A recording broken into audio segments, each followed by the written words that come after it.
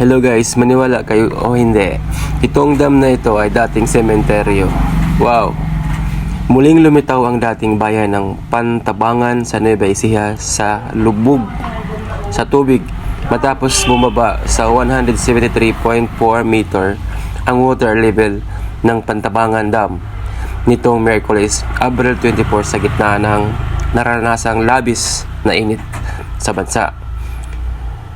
Sa kuha ng ABS-CBN News, makikita ang tila umahon na natitirang bahagi ng St. Andrew the Apostle Parish Church at ilang parte ng dating sementeryo ng bayan.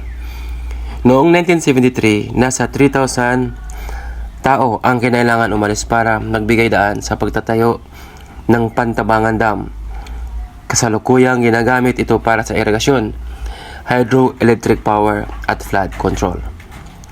Pero mo, dating sementeryo pala itong Pantabangan Dam.